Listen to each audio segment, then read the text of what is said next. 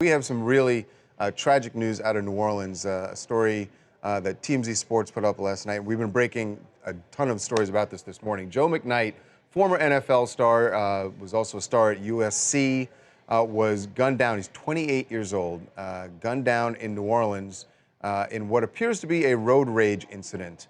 But there were reports out from eyewitnesses right after the shooting, which happened on Thursday afternoon.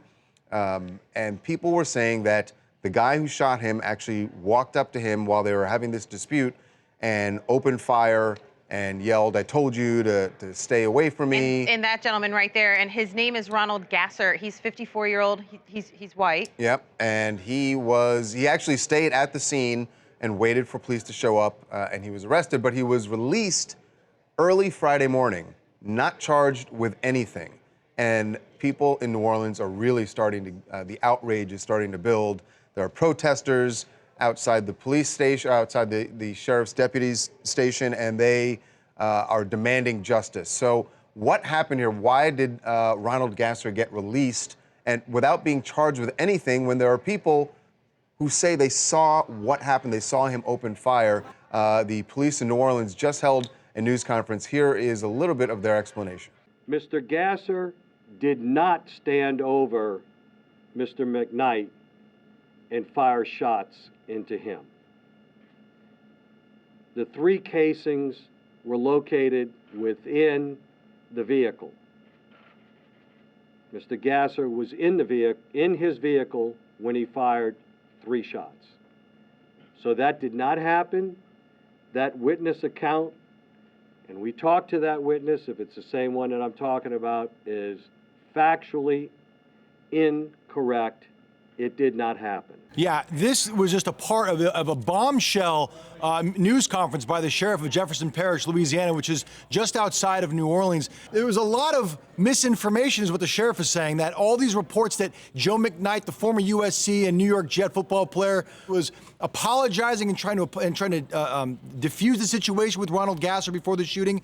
And the sheriff is basically saying there is no evidence that points to that there were 3 shots fired, and they were all fired from inside Ronald Gasser's car, which insinuates that McKnight had gone up to Gasser's car after some kind of road rage incident, which started a while back and it went on for a couple of streets and ended up where it ended up, and that Gasser pulled out his gun when he felt threatened and fired 3 shots at Joe McKnight. All 3 shots connected, one in the hand, one in the shoulder, one below the nipple. It killed him. He waited on the scene. He was questioned. The sheriff says people are trying to make this about race because Gasser is white and McKnight is black. He's saying there's no evidence to prove any of that, and says, furthermore, the guy who raised Joe McKnight was a former member of the sheriff's department. And he basically said if there was any kind of a suggestion, any kind of a clue that Gasser was trying to murder McKnight or did something wrong or this was racially based, that they have extra motivation to bring him to justice because he was like a member of the sheriff's department family. So but there's no dispute that he killed him.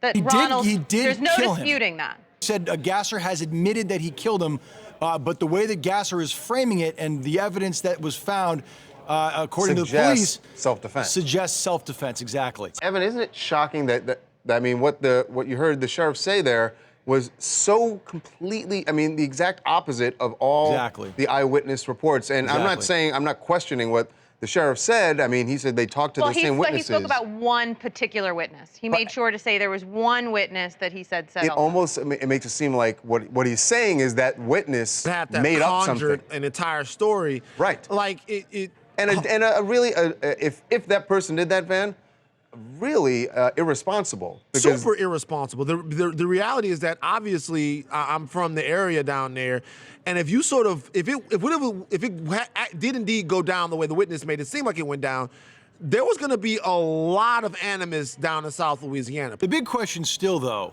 even if Joe McKnight was approaching the car in any kind of an aggressive manner without a weapon, does it still warrant this guy to pull out his gun and shoot him 3 times in the chest? I mean, come on. Especially if you're in your car and you can drive away.